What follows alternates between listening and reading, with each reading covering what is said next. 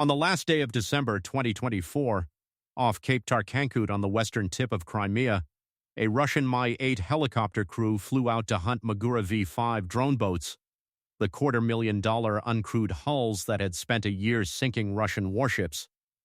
For 2 years, this was among the safest work in the Black Sea. Find the boat, hover outside its reach, shred it with gunfire. But one boat below them, operated by Group 13 of Ukraine's military intelligence, carried something new. A modified R-73 air-to-air missile rose on its deck rail, locked onto the helicopter's engine heat, and flew. The crew pumped out flares. Ukrainian intelligence says the missile struck anyway, and Russian military bloggers corroborated a loss that no independent body has confirmed. If the account holds, it was the first aircraft in history destroyed by a naval drone. So how does a boat learn to kill aircraft, and what does that do to every pilot ordered to hunt one? Start with the boat, because its size drives everything that follows. A Magura V-5 is 5.5 meters long, low to the water, with no crew anywhere aboard. It runs a reported top speed of around 78 kilometers per hour, roughly 48 miles per hour, with a claimed range of up to 800 kilometers, about 500 miles. Circulating estimates put one boat at roughly $250,000 to $300,000, though Ukraine has never published an official price. In its original role, the boat is a guided battering ram. The bow carries an explosive payload reported at 320 kilograms, roughly 700 pounds, and the boat delivers it by not stopping. On the 1st of February 2024, Magura drones struck the Russian missile corvette Ivanovets, a warship Ukraine's defense ministry valued at $60 to $70 million. 13 days later, the drones sank the Caesar Kunikov, a landing ship over 100 meters long. In early March, the patrol ship Sergey Kotov, commissioned by Russia under 2 years earlier, went down the same way. Released attack video backs each strike, though the sinkings rest on Ukrainian accounting. Ukrainian reporting credits the Magura family with strikes on well over a dozen Russian vessels, a count that varies by source and has never been independently audited. Quick pause here. If you want the next weapon breakdown from this war when it lands, subscribe now, because the next system in this series is already in the pipeline. Back to the boats. The unit running them, Group 13, is a special detachment of Ukraine's military intelligence service, the HER, credited with the Ivanovets and Caesar Kunikov kills among others. Russia's answer to those boats was the helicopter. A drone boat is small, slow compared to an aircraft, and blind upward. A helicopter crew can find it, hold position outside its reach, and destroy it with cannon and machine gun fire for the price of the ammunition. That counter has a documented record.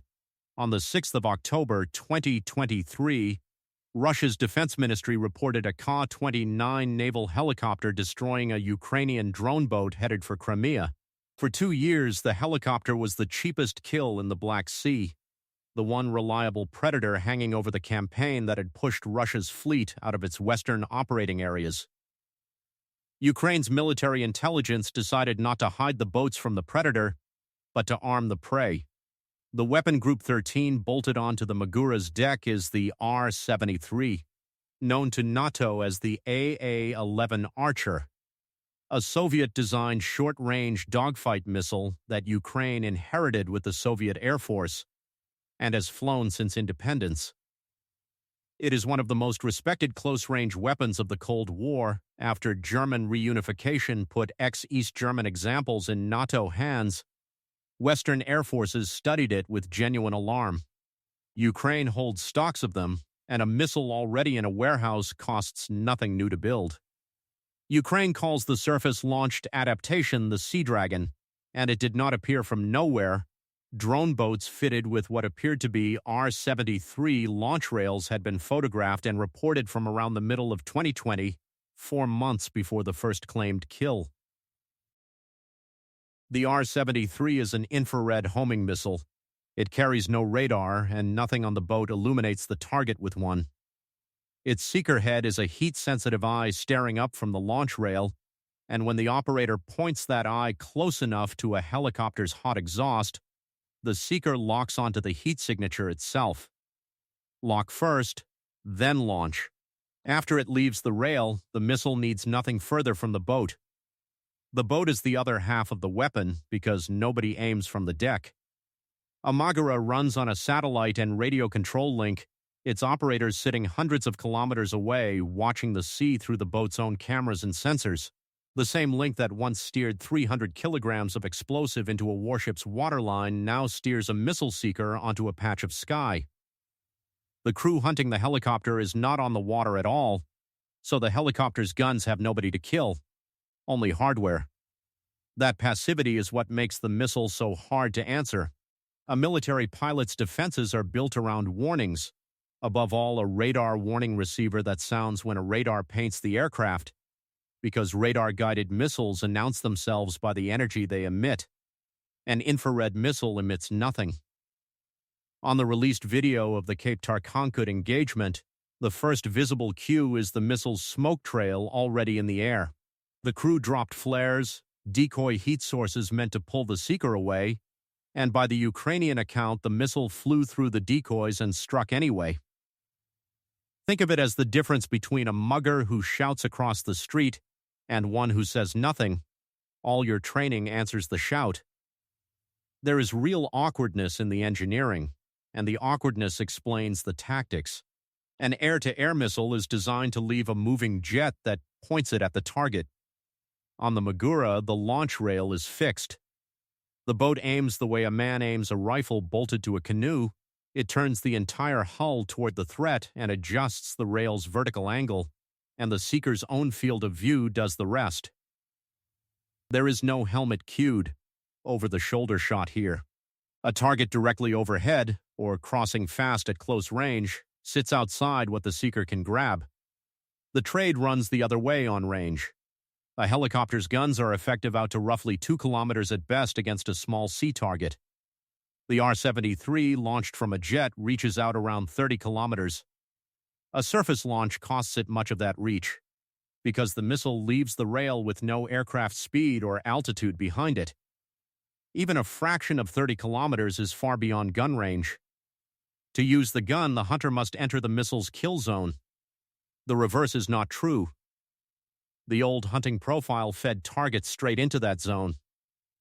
To gun a 5.5-meter boat in sea clutter, the visual and radar noise of a broken sea surface, a helicopter comes in low, slow, and close, engine exhaust blooming, holding a steady line toward the boat. Low, slow, close, and hot is the target an infrared dogfight missile was built to kill. The hunting profile and the vulnerability profile are the same profile. Then Ukraine scaled the idea. The Magura V-7, shown publicly in 2025, is a bigger animal, 7.2 meters long, around 1,300 kilograms empty, and up to 3,400 fully loaded, about 3.5 tons, on a 270 horsepower diesel. Its range, per specifications released by the HER, runs to some 1,500 kilometers, around 920 miles, roughly double the V-5's. The V-7's payload capacity grows to some 650 kilograms, and the air defense fit spends only a fraction of it. 2 American AIM-9M Sidewinder missiles on fixed pylons, one per side. The Sidewinder is the Western counterpart of the R-73, another heat seeker, drawn from stocks the United States has supplied. And per the HER's own released specifications, its seeker sees a cone of roughly 60 degrees ahead of the pylon.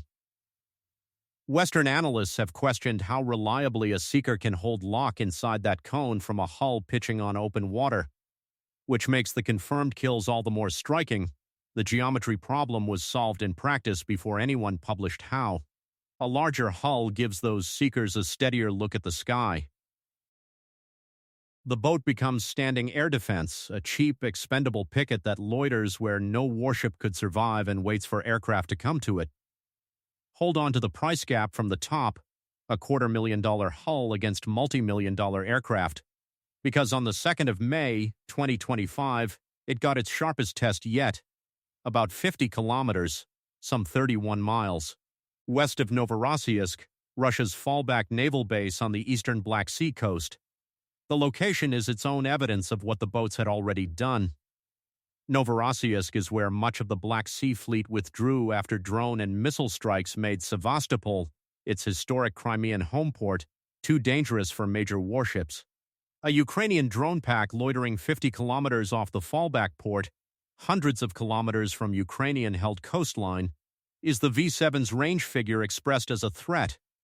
It also explains why fixed-wing jets were overhead at all. With helicopters facing missile-armed boats, fast aircraft had been drawn into the anti-drone patrol work. By the account of Kirilo Budanov, the head of the HER, 3 Magura V-7 boats were on station that day, and 2 of them fired.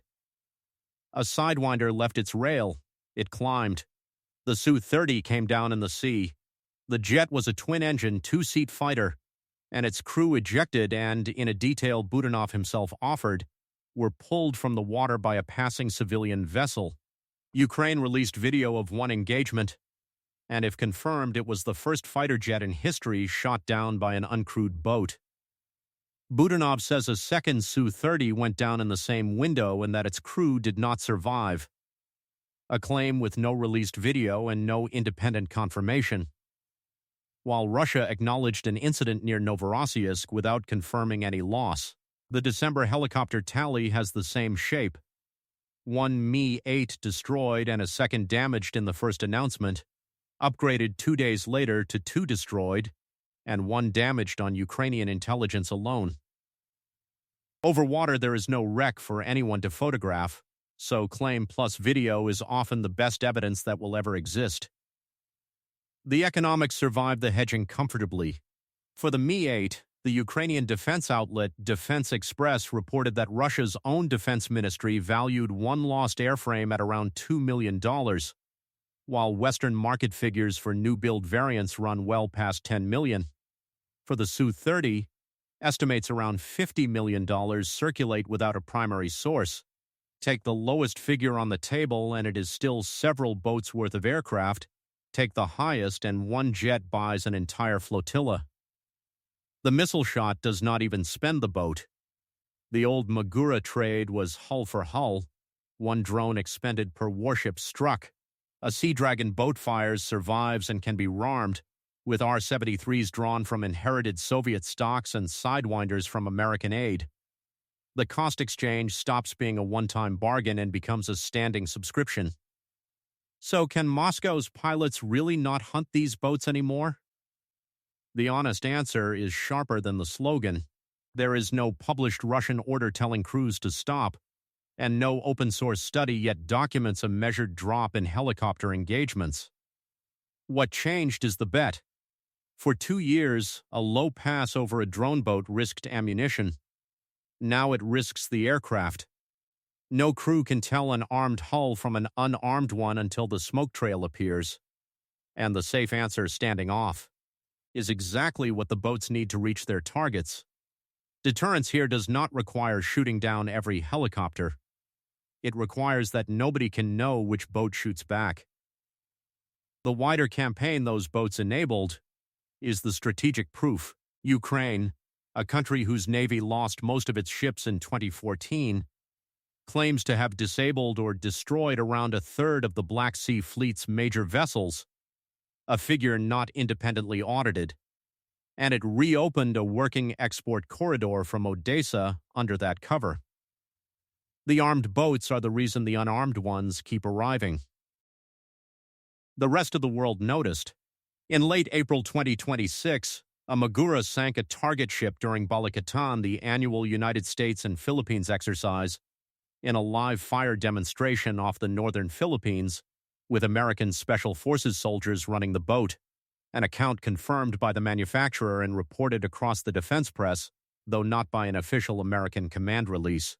Then, in July 2026, the Ukrainian manufacturer U-Force signed an agreement with the American boat builder Reconcraft, announced at Ukraine's embassy in Washington, and reported by Bloomberg and the defense press, to build Magura drones in Oregon and South Carolina, the first production outside Ukraine, explicitly including the Sidewinder firing variant. The break this weapon made runs wider than the Black Sea. Air defense has always been tethered to expensive platforms, a warship's deck, a truck-mounted battery, an airfield with fuel and crews. The Sea Dragon cut the tether. A $250,000 hull can now hold a patch of sky over water where no warship could survive a week, for as long as its fuel lasts, with nobody aboard to lose. The principle generalizes past the Black Sea. In the drone war, the counterweapon becomes a target the moment it has to come close, and whoever arms the cheaper platform first flips the food chain. The helicopter was the answer to the drone boat until the drone boat made answering lethal, and there is no obvious reason the same trick stops at helicopters. 3 things to watch from here. First, whether Russian aviation visibly pulls back from the western Black Sea littoral, which would put numbers on a deterrence the record can so far only reason about. Second, whether a Magura missile scores the next kill class up, a patrol aircraft or a drone hunter at altitude, because each class it touches forces another fleet of aircraft to respect the water. Third, whether the American-built hulls from Oregon and South Carolina turn a Black Sea improvisation into standard Western kit, since navies with long coastlines and short budgets are the obvious customers. A speedboat-sized robot with a dogfight missile on its deck was an act of improvisation in 2024.